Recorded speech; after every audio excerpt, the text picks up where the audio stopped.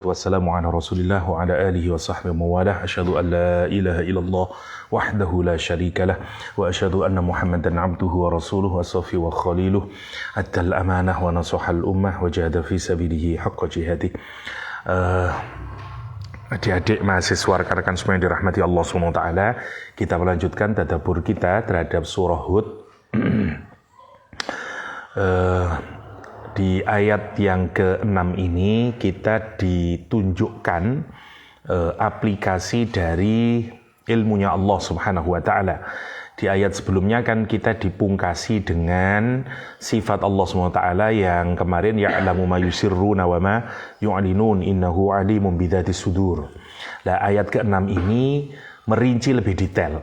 Jadi ilmunya Allah yang mengetahui ya'lamuna ma yusirruna wa ma yu'linun itu, ya'lamu ma yusirruna wa ma yu'linun itu sama alimun bidzatis sudur itu penerapannya kayak apa misalnya ya, salah satu contoh. Jadi ini penguatan lebih lanjut daripada maha berilmu, maha mengetahuinya Allah Subhanahu wa ta'ala. Oke. Mari kita lihat ayatnya. Bismillahirrahmanirrahim. Wa ma min dabbatin fil ardi illa 'alallahi rizquha wa ya'lamu mustaqarraha wa mustawda'aha. Kullun fi kitabin mubin. Wa ma min dabbatin, dan tidak satu pun makhluk ya, tidak ada satu pun. Yang pertama maknanya manafi, jadi maknanya ya tidak. Ma itu kalau digunakan untuk manafi itu paling kuat dibanding pakai la atau pakai laisa ya, poin pertamanya. Wama minnya ini dianggap min zaidah, min tambahan saja. Jadi bisa dibaca dengan wama dabbatun, itu kira-kira. Jadi min fungsinya untuk zaidah. Nanti ada yang menganggap minnya ini dianggap sebagai lil istighraq. Misalnya punyanya Syekh Fadilah Samirai itu justru memaknai sebagai istighraq, meliputi semuanya, semua yang masuk dalam kelompok hewan atau makhluk yang berada di bumi ya. Oke. Jadi yang pertama manafi, minnya zaidah ya. Jadi posisinya dabbah berarti rofa, wa ma dabbatun begitu ya. Illa 'alallahi rizquha ya, kecuali 'alallahi rizquha. Ala bimakna min yang pertama, ai minallahi rizquha. Oke. Karena kenapa kok dimaknai ala dimakna min begini? Kalau ala itu kan maknanya seperti responsibility toh. Ya dah. Misalnya kalau kita yang lek pondok biasa ngartine ya apa lah ngartine lek iku tetep ing ngatasé sira lah ngono toh misale. Dadi upon them. Jadi itu implikasinya menjadi kayak kewajiban. Memang penggunaannya begitu. Misalnya kayak ya ayyuhalladzina amanu kutiba alaikum. Nah, dan seterusnya. Nah, tetapi kalau Allah itu diwajibkan untuk memberikan rizki, berarti kan ada yang lebih powerful dari Allah SWT. Itu poinnya itu. Makanya Allah harus dimaknai yang lain gitu. Karena jangan sampai itu susahnya kesannya nanti seakan-akan ini kewajiban bagi Allah. Memangnya ada yang mewajibkan Allah? Allah itu tidak terpengaruh dengan apapun saja, kan begitu poinnya. Makanya Allahnya bimakna min, ai minallahi rizquha gitu.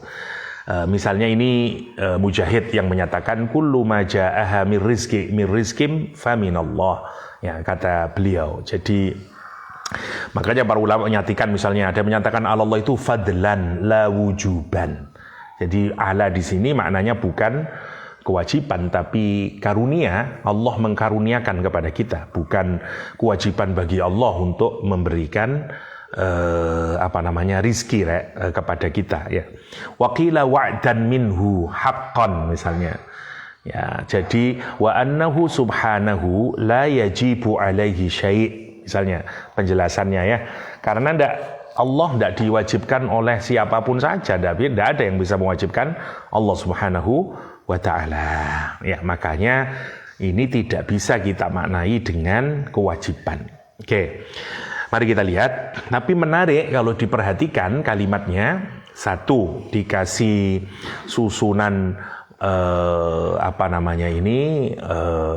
negasi sama nafi isbat ya. Jadi ada ma, kemudian dikasih illa yang pertama, itu sudah mengandung makna nggak ada yang lain kecuali hanya Allah yang bisa berikan rezeki. Yang kedua, ditambahi lagi susunannya itu dengan mendahulukan khobarnya daripada mubtada'nya. Ya, jadi alallahi rizquha. Ada takdim di situ. Fungsinya untuk apa? Lil hasr juga gitu. Makanya iku alallah lek di pondok iku tetep apa ngono lek ngarteni lek di pondok karena dia ditakdimkan untuk menghadirkan makna hasr. Ya. Jadi ya semata-mata hanya Allah SWT yang ngasih akan berikan rezeki kepada dabbah gitu. Oke. Kita lihat pelan-pelan dulu. Apa yang dimaksud dengan dabbah? Ya, semua hewan yang melata. Ya. Makanya guyonannya anak-anak bahasa Arab biasanya termasuk tank dan seterusnya dimakan juga oleh manusia.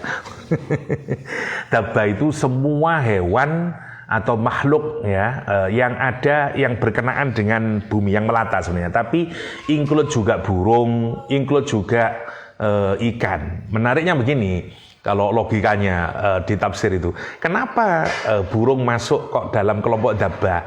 Ya karena sarangnya ada di bumi. Ya kan sarangnya itu tetap di bumi, jadi dia masuk tetap dabbah. Jadi dabbah semua hewan atau apapun yang berkenaan dengan bumi pokoknya. Makanya include dia meskipun burung, ikan juga gitu. Airnya kan juga di tanah, jadinya ikan juga masuk dabbah gitu. Jadi ayat ini memang menjelaskan dabbah itu bagi para mufassirin tidak hanya untuk hewan yang melata atau biasanya kita sebut dengan reptil dan sebangsanya, enggak ya. Jadi bahkan kalau Syekh As-Samirai mengartikan ad-dabbah ismun likulli hayawanin dzi ruhin dzakaron kana au untha, kata dia. Ini satu istilah yang dirujukkan untuk semua hewan atau semua makhluk yang memiliki ruh, laki atau perempuan. Akilan, dia berakal atau tidak berakal. Ya. Yang membutuhkan rizki. Itu dari Syekh As-Samirai, dia ngambil dari Imam Alusi dan dari Ibnu Hayyan ya, di Ruhul Ma'ani dan di Bahrul Muhib. Ya, jadi arahnya ke sana. Kalau kita perhatikan, jadi ini dirujukkan kepada semua makhluknya Allah SWT yang ada di bumi. Ya. Nanti ada pertanyaan, kenapa kok tidak yang di langit? Ya, karena topiknya, kaitannya, munasabahnya dengan ayat yang kemarin itu perkenaannya dengan bumi, gitu. Oke, kita lanjutkan dulu. Wa ma min dabbatin, dan tidaklah atau tidak satupun dari makhluknya Allah SWT yang bergerak di muka bumi ini, yang kena ikan bergeraknya di bumi dan seterusnya ya, itu illa adallahi rizquha, kecuali ya atas Allah SWT rizkinya atau dari Allah SWT rizkinya. Kita ini kalau berpikir demikian itu bahwa hakikat rizki itu bersumber dari Allah Subhanahu wa ta'ala. Nanti ada kritikan, bagaimana dengan hewan-hewan itu yang kemudian tidak kedapatan rizki sampai mati. Di Australia itu ada sungai, itu butuh sampai berapa tahun sekali baru nanti sungainya kena air. Karena baru kalau ada hujan, lah itu mengairi sungai itu, lah jadi sungai lagi dia. Tapi hewannya tetap hidup karena berada di dalam manunya itu, jadi dia masih kena air gitu. Hewan-hewan kayak lele dan seterusnya begitu itu. Ada YouTube-nya itu penjelasannya. Ya, jadi menarik kalau kita lihat ada hewan-hewan yang bisa bertahan itu di dalam tanah itu bisa sampai 8 bulan, ada yang 1 tahun, ada tidak mati meskipun tidak ada makanan dan seterusnya. Tetapi ada juga yang mati sampai kelaparan. Lah terus bagaimana itu? Kata para mufassirin maksudnya begini, kalau dia mati memang berarti rezekinya udah habis. Ya, dia itu logikanya begitu. Apa namanya? Ya enggak kita katakan ngeles lah, tapi memang begitu rezekinya. Selama orang itu masih ada jatah rezekinya dari Allah, tidak akan mati. Ya. Dan ada hal yang menarik nanti penjelasannya Imam Qurtubi itu kata dia, dan orang yang mendapatkan rezeki dari Allah itu tidak bisa disebut, kenapa kok disebut Allahi rizquha? Karena kita tidak pernah memiliki rezeki tersebut. Kan itu rezeki itu datangnya dari Allah. Gambarannya kata dia seperti kalau kita punya kambing, terus kita memberikan daun atau apa kepada kambing tersebut, kan tidak bisa dikatakan bahwa makanan itu miliknya kambing, kata dia. Karena kita yang memberinya, begitu dan seterusnya. Hubungan kita dengan Allah dalam kaitannya dari rezeki itu digambarkan semacam itu. Atau gambarannya lain di sini, wala yuqalu innal laban alladhi fi sadyi milkun litifli, katanya Imam Qurtubi. Tidak bisa dikatakan bahwa air susu yang dimiliki oleh seorang ibu itu kemudian diminum oleh anaknya itu ketika menyusu, itu bukan berarti miliknya si bayi. Enggak, ya miliknya ibunya sendiri gitu. Jadi hubungannya semacam itulah kaitannya. Ini maksud saya saking kehati-hatiannya para ulama untuk mengaitkan antara konsep rizki itu sampai sedemikiannya. Jadi hakikatnya rizki itu ya dari Allah SWT, miliknya Allah SWT. Kita ini dianugerahi. Karena tadi itu makanya dia fadlan, bukan dia karunia dari Allah SWT. Gitu ya. Sama juga waqala ta'ala fi adz-dzariyat wa fis sama'i rizqukum, dan dari langit sana sebab-sebab rizki kalian semuanya. Walaisa lana fis sama' milkun, di langit kita tidak miliki apa-apa. Kita punya apa di langit itu? Tidak ada. Wali annar rizqa law kana milkan lakana idza akala al-insan min milkihi ghairihi ayyakuna qad akala min rizqi ghairihi. Wadzalika muhal, kata li'annal abda la ya'kulu illa rizqa nafsihi, katanya Imam Qurtubi ya. Jadi kalau seseorang bahkan makan dikasih makanan itu ya bukan dari miliknya orang lain, dia memang diberi rizki oleh Allah SWT ya. Karena itu orang itu kalau dapat rizki ya memang itu rizki yang diberikan oleh Allah Subhanahu wa ta'ala. Abu Usaid ditanya, min aina ta'kul, kata dia. Subhanallah wallahu akbar. Inallah yarzukul kalba afala yarzuku Aba Usaid, kata dia. Ini para ulama dulu tanyanya, sampean dari mana dapat makan itu? Kata dia, subhanallah wallahu akbar, kata dia. Sesungguhnya anjing saja dikasih rizki sama Allah. Masa Aba Usaid tidak dikasih rizki sama Allah? Ya, untuk menunjukkan kokohnya keyakinannya rizki itu ya memang datang dari Allah. Hatim al-Asam ketika ditanyai, min aina ta'kul, dari mana anda makan itu? Min indillah, kata dia. Kemudian dikatakan kepada dia, Allah yunzilu laka dananir wa darahim minas sama.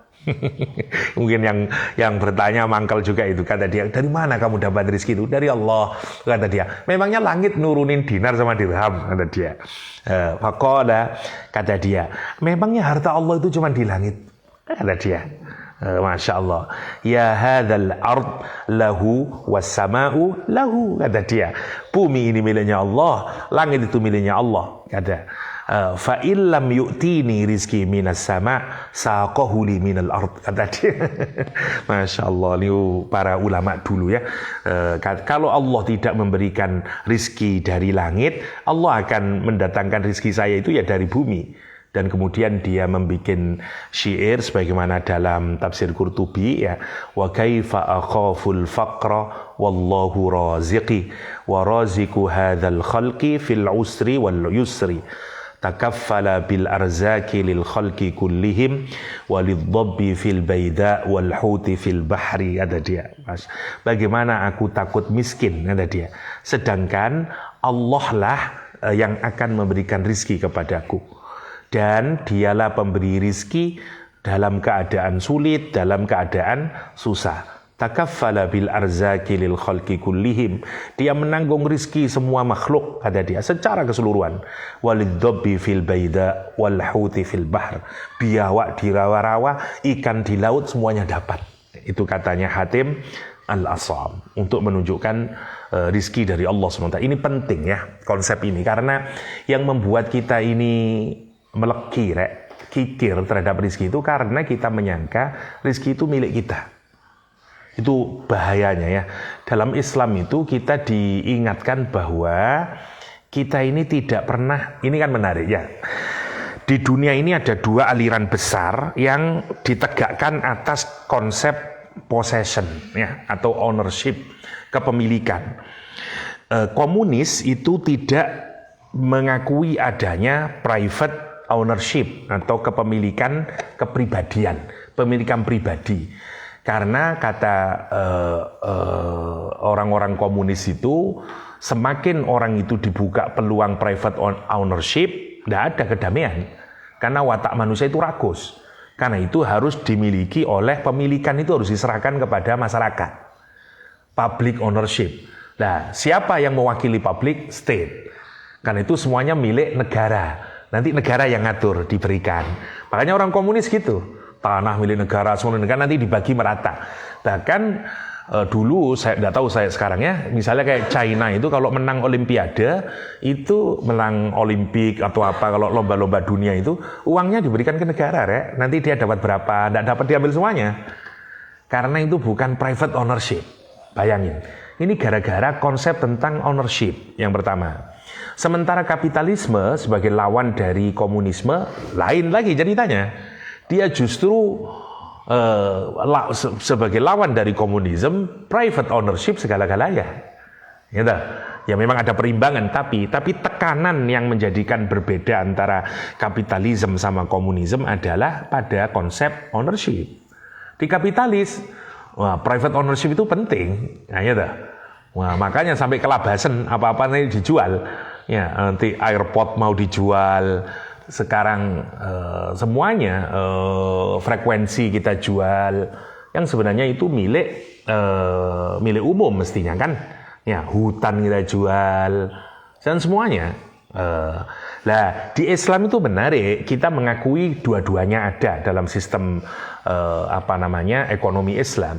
Tapi yang menarik, jauh meskipun kita mengakui ada private ownership, public ownership ya, tetapi jauh di atas semuanya, fondasinya adalah semuanya bukan our possession. Dia miliknya Allah SWT. Nah itu yang menarik. Nggak ada itu di ideologi yang manapun, nggak ada. Karena kita mengembalikan pemilik rezeki itu Allah SWT. Itu yang menarik. Karena konsep tadi itu illa 'alallahi rizquha. Ini konsep ini sebenarnya sejak awal, sejak kita di alam azali itu, salah satu jawaban kita ketika kita menyatakan bala syahidna itu kan karena kita ditanyain dengan pertanyaan alastu bi rabbikum. Lah, salah satu makna Rob itu adalah dia yang akan memberikan kita rizki. Kalau kita jelentrehkan itu kan seakan-akan pertanyaan itu kan begini, apakah kamu menerima saya ini, kamu menjadi budak saya sehingga hidupmu tidak merdeka karena kamu akan diatur oleh aturan saya, kamu akan hidup sesuai dengan apa yang saya bolehkan, apa yang ini boleh, yang ini tidak, tapi saya juga akan ngerawat kamu, ngasih rizki sama kamu. Dan kita bilang of course. Nah itu kan menarik dah. Nah itu pilihan kita, itu pertanyaannya. Sayangnya kita ini sering tidak menyadari makna Rob. Nah kita ini kalau menganggap Allah itu Rob, artinya kita ini memang mau jadi budak gitu. Kayak beginilah. Sampean sebelum menikah, ya bagi perempuan terutama, itu kan bebas loh. Sakarepe dhewe wis saenake ini. Tapi begitu Anda menikah, itu kan dalam kadar tertentu Anda harus diatur oleh suaminya. Mau keluar tanya dulu, Mas saya boleh enggak? Boleh. Bahkan kalau dalam agama mau puasa tanya dulu sama suami, ya dah. Dan seterusnya. Jadi kan kenapa? Karena suami merawat Anda. Karena suami provide shelter, ngasih makanan, ngasih semuanya. Karena suami mencintai dan Anda rela itu. Gitu. Dan Anda menyatakan I love that. Kenapa? Karena asalkan baik kan gitu, karena dia menyayangi saya, karena dia begitu, Rek. Jadi budak itu dalam konsep Islam bukan seperti, karena kita ini kan terlampau, ini kata abdun itu sudah mengalami makna yang jelek.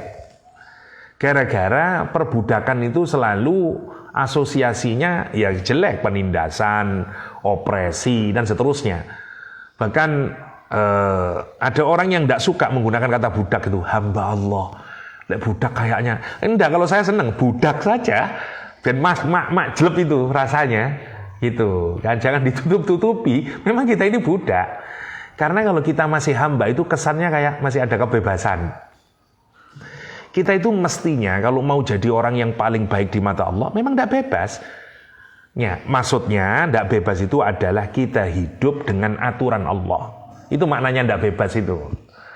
Nah, yang menarik, lihat. Apa yang paling diinginkan oleh manusia modern? Kebebasan. Ya, bayangin. Jadi, sopo sing garing ngono? Ya setan, Rek. Jadi satu sisi, dunia itu mengajak kita untuk bebas. Dan dari kecil kita, mulai semua akidahnya gitu. Be yourself. Orang tidak seneng kalau pokoknya diatur-atur, gak seneng. Maunya apa kok tidak mau diatur itu, coba kalau kita pikirkan. Kecuali kan menangin egonya, menangin nafsunya, yang pada akhirnya dia menderita. Karena ternyata begitu kita itu tidak diatur, kita itu akan terjerumus ke dalam kemaksiatan. Yang kayak kemarin itu, kata rebus akhirnya, ya dah. Itu yang menarik, Rek. Jadi kita ini harus membersihkan kata abdun dari makna asalnya. Karena menjadi budak kepada zat yang maha penyayang, maha pengasih.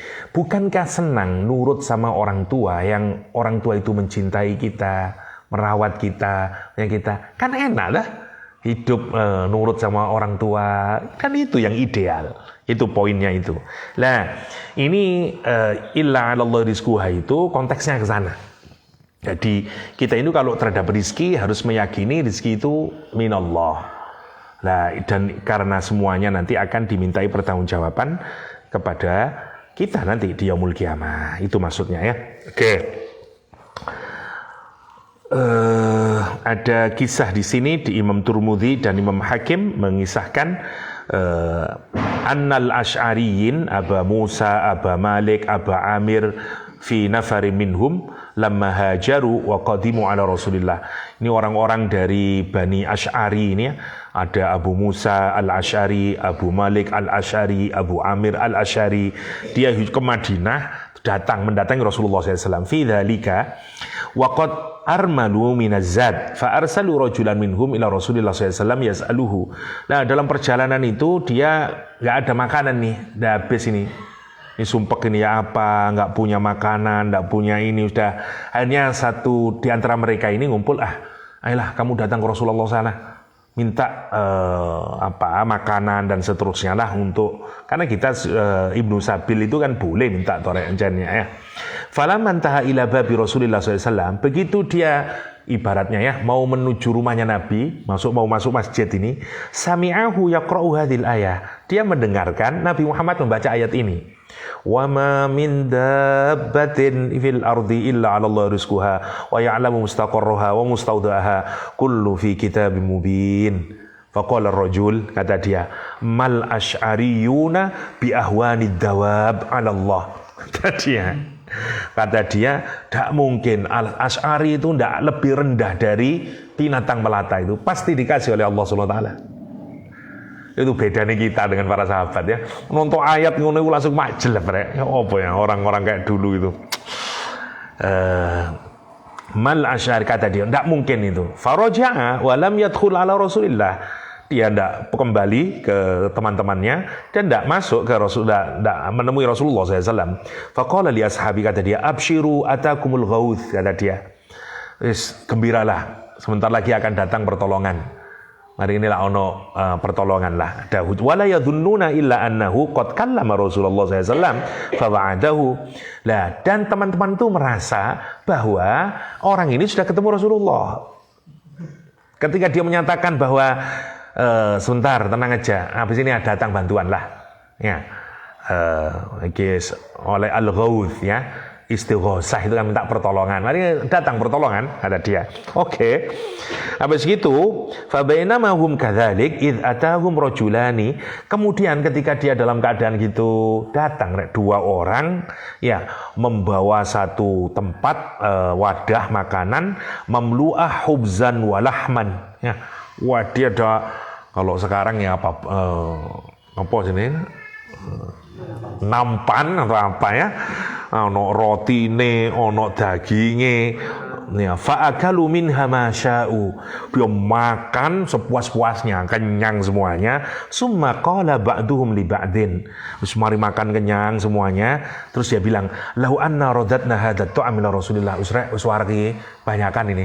Ayo kita balikan aja lah sebagian kepada Rasulullah sallallahu alaihi wasallam, kata dia. Liyaqdiya bihajatau, karena sudah selesai toh. Faqalu lirrajulain, kata terus dia bilang sama dua orang ini yang mengantarkan, kata dia idhaba bihadat ta'am ila Rasulillah. Sampean tolong ini bawa pulang lagi lah. Fa inna qad qadaina minhu ta'am, kata dia. Mana tadi fa inna qad qadaina minhu hajatana, kata dia. Kami sudah selesai dah, sudah kenyang semuanya ini, kata dia. Summa innahum atu Rasulullah sallallahu alaihi wasallam. Mana tadi rek? Faqalu lirrajulain idhaba bihadha at-ta'am ila Rasulillah sallallahu alaihi wasallam fa inna qad qadaina minhu hajatana. Summa innahum atu Rasulullah sallallahu alaihi wasallam. Ya, kemudian mereka mendatangi Rasulullah SAW. Faqalu, kata dia, ya Rasulullah, ma ra'ayna ta'aman aktsara wala atyaba min ta'amin arsalta bihi, kata dia. Masya Allah, niku mau panganan yang jenengan kirimaken tadi itu, Masya Allah, lezat ya Rasulullah. Nggak ada yang lebih baik dan nggak ada yang banyak makanan, kita dapat makanan yang lebih banyak, lebih baik dari makanan yang jenengan kirimkan. Dia qala ma arsaltu ilaikum ta'aman, kata Rasulullah, saya tidak mengirimkan kamu makanan, kata Rasulullah SAW. Fa akhbaruhu annahum arsalu sahibahum fa sa'alahu Rasulullah SAW fa akhbaru ma sana'a wa ma qala lahum fa qala Rasulullah dzalika syai'un, kata Rasulullah, itulah sesuatu yang Allah berikan rezeki kepada kalian semuanya. Masya Allah, itu yang dimaksud dengan illa 'ala Allah rizquha. Tapi kan masalahnya kita ini tidak tahan, ya. Kalau lapar wis mosok tekan pangeran ini, yang tonggo ae lah kan ngono to. Enggak tahan kita. Kayak saya dulu zaman kuliah itu uang ndak ada, lapar banget, udah masuk saya ke warung. Makan, sudah selesai. Waduh, Bu, kula sopi beto dompet. Kula mangke kula ambil dompet riyen nggih. Oh nggih nak, mboten napa-napa. Udah nanti kalau punya uang baru kembali lagi. Bu sing wingi kula supe bayar kula. Itu teknik makan di warung gratis. Mbok makros gitu. Saya dulu pernah gitu, 1-2 kali saya melakukan begitu. Lalu siapa? Mau kemana ini? Jadi saya belum bisa mengamalkan ayat ini. Masya Allah ya. Padahal sebenarnya ya gini, kalau sebenarnya orang itu mesti dapat rizkinya ya. Tetapi tentu kan kita ini dituntut ikhtiar di dalam agama untuk mengambil rizki itu. Andai pun seandainya tidak ada ikhtiar, seandainya ya pasti tetap ada. Kalau tidak ada ya berarti memang rizkinya udah habis, mati berarti. Selama ada rizkinya, mesti nanti ada caranya itu didatangkan oleh Allah atau apalah, pasti itu, pasti. Ya, tapi ya jangan dicoba gini-gini ini bahaya. Kalau kita baca dalam riwayat, wallahu alam kebenarannya ya, ayahnya Robi al-Adawiyah itu begitu. Jadi dia sudah memang bernazar, dia tidak mau minta tolong sama manusia. Ceritanya begitu. Kalau dalam buku-buku tasawuf, wallahu alam kebenarannya. Jadi waktu melahirkan anaknya yang keempat, Robi'ah, terus mati lampu, nggak ada peteng, terus sama istrinya bilang, Mas, tolong keluar, minta sama tetangga, minta minyak untuk bisa menghidupkan lampu. Karena dia tidak ingin membuat kecewa istrinya, dia keluar. tapi tidak ke rumah, diam aja, dia lama balik lagi, mohon maaf nggak ada kata dia, dan seterusnya. Hanya karena dia minta agar benar-benar anaknya itu dia mau tawakal kepada Allah SWT. Ceritanya begitu. Itu bacaan saya dulu ya, zaman S1 saya baca riwayatnya, kisahnya Robi'ah itu dulu begitu, Robi'ah Al-Adawiyah. Oke, wallahu a'lam. Itu yang pertama tentang rizki. Kita cepatkan saja. Jadi nggak usah takut kalau kayak begitu itu. Asalkan kita usaha mesti ayo ono rizki. Terutama buat laki-laki. Bismillah. Ya, kadang kita ini takut ya. Lek wong wedok sih enak, dapat mikir. Wong lanang mikir, ya opo bisa lendi, ya opo ngelamar anak wong. Wah, mumet itu. Dan seterusnya. Bismillah. Cari rizki, berbagai macam rizki. Memang iya ya. Saya itu dulu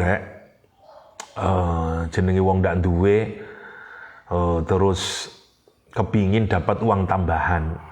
Saya bikin kertas untuk les-lesan itu. Waktu masih di pondok ini, semester 1, semester 2, pingin bantu orang tua.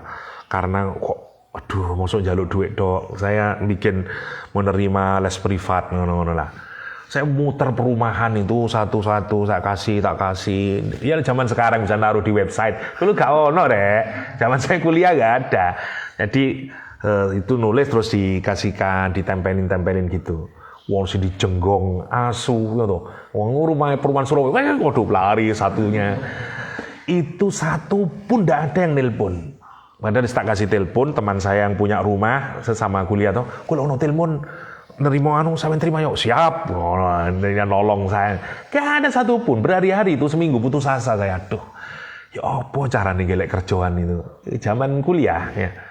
Sampai ke tukang batu itu loh, udah diterima, bayangin. Wis mentok saya. Wis mudah lulu ayolah. Ini bisa sore hari habis kuliah. Datang saya ke di pondok kan habis maghrib anunya. Saya datang, nggak ada yang nerima. Ya mungkin iki arek kuliahan kok tidak diterima saya. Lama, ya apa caranya itu? Itu yang menyatakan illa 'alallah rizqu. Mungkin karena saya belum butuh. Ya, begitu saya kuliah 2, opo orang kok wakeh tawaran itu. Saya 95 itu tiap bulan saya punya duit 750.000. Banyak itu zaman itu. 95 ya. Saya kuliah yang kedua di tafsir itu 95. Itu 750.000 saya punya duit. Hasil ngelesi tok wis. Sana sini ngelesi ya. Makanya saya bisa kuliah 2. Teman-teman saya menyatakan, ya nek wong soge, kuliah loro punya duit saya. Padahal yang ngeles, makanya nggak tahu pulang jam 10. Jadi habis kuliah 1, kuliah 2-nya habis ngelesi terus saja. Gitu. Jadi pulang karena setelah itu saya sudah tidak di pondok, 3 tahun saja di pondok, makanya saya ngekos, tapi kerja begitu itu, sehingga banyak duit, makanya bisa beli buku, banyak gaya, ya.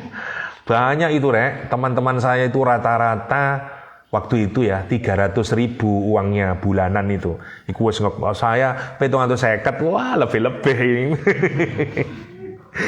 Untung saya tidak nakal ya. Masya Allah itu. Tapi bisa banyak nolak. Tapi saat kita tidak butuh, itu yang kita yakini itu illa 'alallah rizquha. Dan seterusnya. Apalagi saya tidak bayar SPP, sekolah gratis semuanya. Ya. Saya itu anaknya veteran, ya. Jadi veteran itu ada beasiswanya, beasiswa veteran namanya, anak tentara. Jadi saya gratis kuliah itu karena dapat beasiswa veteran. Tidak tahu sekarang tidak ada ini ya. Dulu ada beasiswa veteran. Jadi mantan anggota Hizbullah, ayah saya dulu anggota Hizbullah. Jadi gratis les sekolah ya. Ini anaknya pejuang bangsa. Ayah saya itu sininya botak sini. Karena dipukulin Belanda dulu. Ya, dan seterusnya. Kan santri Sidogiri toh harus nyari kiainya, bayangin. Jadi Sidogiri itu sebelum ada Indonesia sudah ada pondok. Jadi ayah saya itu pondok di Sidogiri, katanya saya, wallahu alam ya, itu ono roket itu atau ada apa itu ditangkap sama yai itu. Yang itu jadikan bonengan dulu, teng ke santrinya.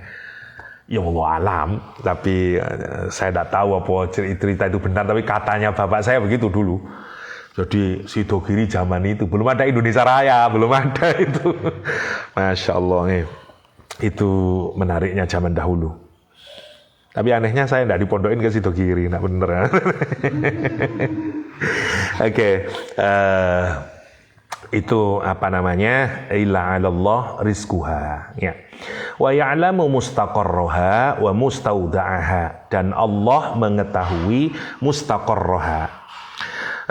Mustaqarra itu sama seperti di surah Al-Furqan, ya, tempat menetap, tapi bukan untuk selama-lamanya. Kalau mustaqar itu, ya, di surah Al-Furqan misalnya ada mustaqarra wa muqama dalam surat, ya, jadi yang tempat kita berdiam tapi untuk masa tertentu, ya, sama kayak istaqarra atau qarra itu kan kalau pandangan mata kita itu tidak bergerak ke kanan ke kiri, kita menatap satu fokus karena kita takjub pada satu pandangan, itu juga maknanya qurrata ayun.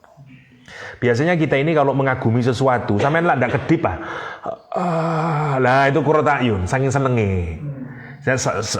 Sebagian makna dari qurrata ayun, selain memang makna yang lain adalah dinginnya mata, ya, sebagai gambaran dari kebahagiaan. Tapi makna yang lain adalah kalau pandangan mata kita itu tidak bergerak. Itu digambarkan ketika Fir'aun melihat bayi mungil Musa itu. Nah, itu katanya Aisyah, coba lihat biar menenteramkan matamu. Nah, ketika Fir'aun melihat bayi mungil Musa itu tidak bergerak matanya, saking senengnya gitu. Sedangkan kalau seneng kan gitu, wes lali digini-giniin. Itu namanya lah mustaqar, itu begitu, tempat di mana. Tapi yang menarik katanya siapa? Syekh Samirai itu, mustaqar itu dia bisa tadullu ala ismil makan wal masdar wa ismiz zaman, ada dia. Jadi mustaqar itu bisa bermakna ismul makan, iso ismuz zaman, iso masdar. Jadi Allah mengetahui tempatnya, ya, tetapnya ada di mana. Ono sini pun ya. Oh, kok cepet jamirnya, Masya Allah. Oke, wa mustauda'aha. Sedikit lagi. Dan Allah juga mengetahui tempat penyimpanannya. Maksudnya setelah dia meninggalkan dunia ini, matinya nanti di mana. Jadi mustaqar itu dimaknai mulai dia masih ada di rahim, ya, sampai dia keluar hidup di dunia dan tinggalnya di mana. Terus nanti kalau dia mati dan kemudian dikuburkan kemana, itu namanya mustauda'aha, dari kata wada itu loh, rek, ya. Jadi kan oleh Ma'had kan wis terkenal itu Lailatul Muwadda'ah, ya. Jadi mustauda'ah itu tempat nanti tempat penyimpanan, maksudnya tempat dia mati, tempat tinggalnya nanti, ya. Allah itu tahu mulai kamu masih ada dalam sulbi, kalau kita baca tafsirnya, mulai kamu masih berupa sperma, mulai kamu masih berada di dalam perut ibu, jadi tanggung rezekinya. Itu maksudnya. Sampai kamu keluar, sampai kamu ada hidup di dunia, sampai kamu nanti mati, nah semuanya itu Allah mengetahui itu semuanya dan Allah tanggung semuanya rezekinya. Itu maksudnya, ya. Kullun fi kitabim mubin, semuanya sudah tertulis dalam kitab yang clear, yang nyata, yaitu Lauhul Mahfuz. Saya cepatkan saja, kita masuk ke ayat ini. Satu lagi, meskipun nanti tidak selesai, tidak apa-apa lah. Maghrib jam berapa? 17.04. Ya, 5 menit lagi lah. Wa huwa alladzi khalaqas samawati wal ard fi sittati ayyam. Saya mau bicara ini dulu aja lah. Dan dialah Allah SWT yang menciptakan langit dan bumi dalam 6 hari. Oke. Ini sampean harus tahu ini karena untuk mahasiswa penting.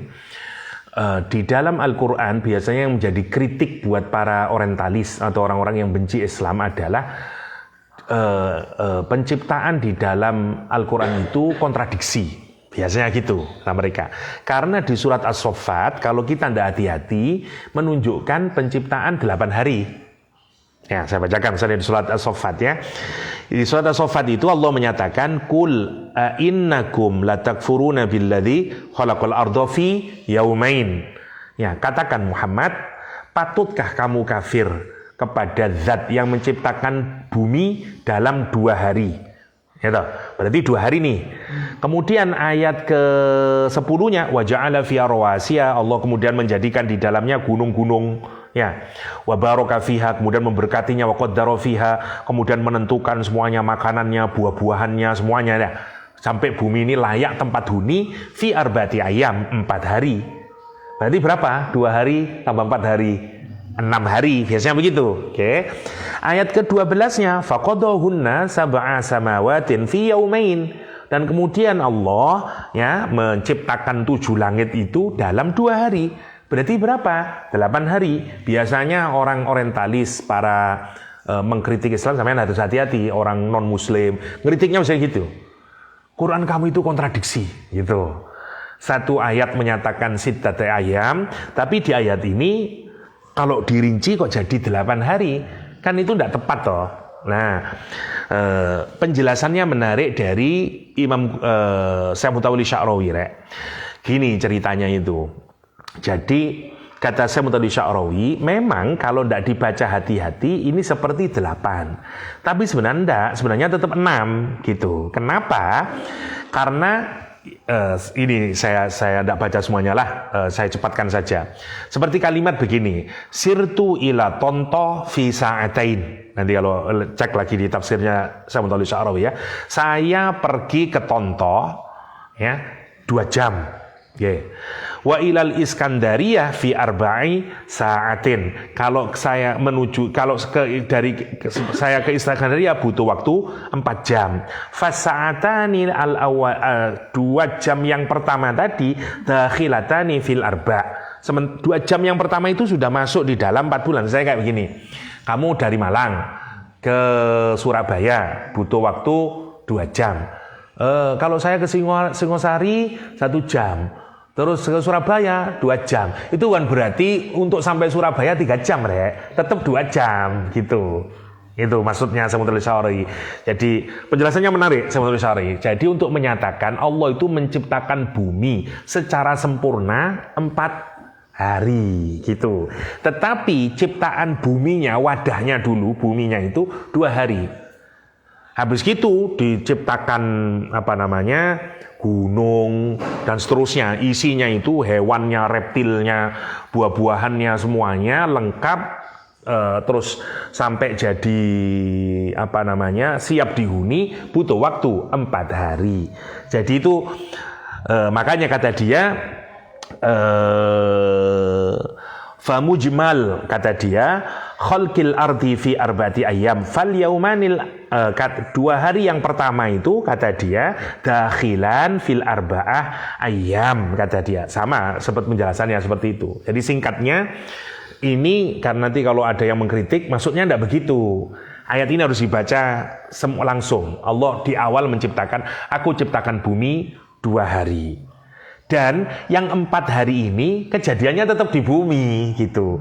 Terus di atas bumi itu aku kasih semuanya dan itu selesai semuanya jadi 4 hari. Tapi bukan 4 ditambah 2, mestinya 2 ditambah 2 gitu. Itu hati-hati ya. Itu aja pesan saya karena itu penting.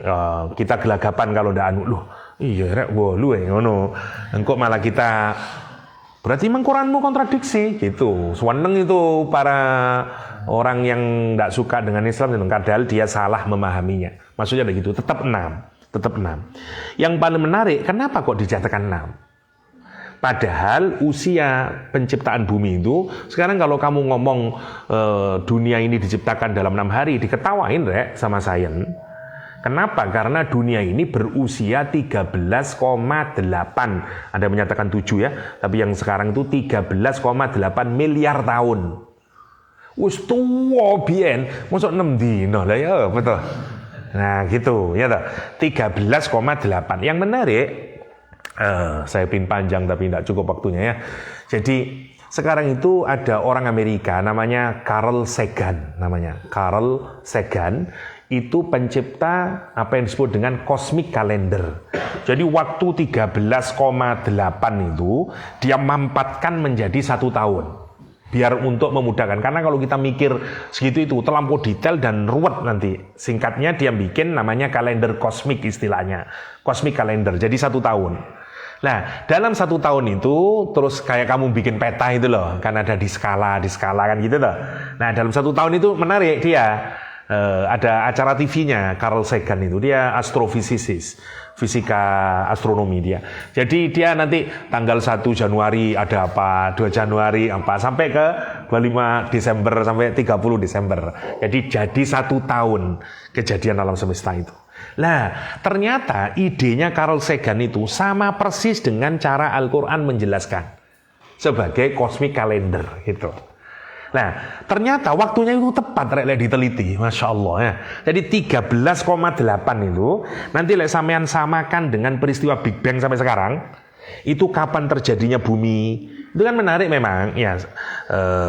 Kalau kamu neliti itu asik sebenarnya. Misalnya ya,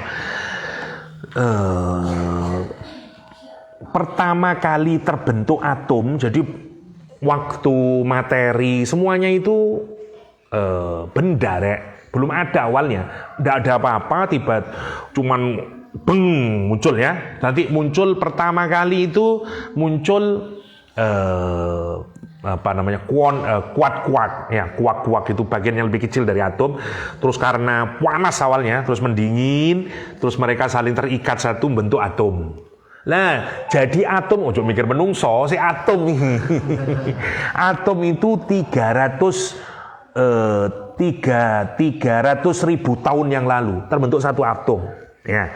Nah, sekitar 100-an juta tahun yang lalu baru muncul satu bintang, bintang sedang dari bumi ini suwi. Singkat ceritanya nanti baru muncul, di pertemuan mendatang saya jelasin lagi, nanti baru muncul bumi, terus muncul air, terus muncul reptil, terus muncul ikan, terus muncul reptil, terus muncul bunga, terus akhirnya terus muncul mamalia, terus muncul ketek, muncul gitu, sampai terus muncul manusia. Nah, periodisasinya itu kalau kita lihat skalanya itu tepat, itu menariknya. Jadi 6 hari itu kalau disingkat ya, jadi 4 hari itu kalau dihitung pakai skala jadi 9,3 miliar tahun. Lah itu jadi bumi. Nah terus jadi langitnya ini, kan belum bisa ditinggalin. Meskipun bumi sudah selesai, tapi nggak ada atmosfernya, nggak ada macam-macamnya, mataharinya nggak bisa. Semuanya dijadiin, semua semesta itu 2 hari, yaitu 14. Jadi sisanya, jadi 9,3 sisanya itu dalam 2 hari yang sekarang ini. Dan itu akan terus mengembang ya. Wallahu a'lam ya. Itu saja sementara, saya harus pergi rek. Nanti kita lanjutkan ayat berikutnya ini tentang 7 hari arsy-Nya Allah SWT dan seterusnya ya. Itu semoga ada manfaatnya dan Allah ajma'in. Wassallallahu ala nabiyina Muhammadin wa alihi wasallam wa akhiru da'wana alhamdulillahirabbil alamin. Subhanakallahumma wa bihamdik asyhadu an la ilaha illa anta astaghfiruka wa atubu ilaik. Assalamualaikum warahmatullahi wabarakatuh.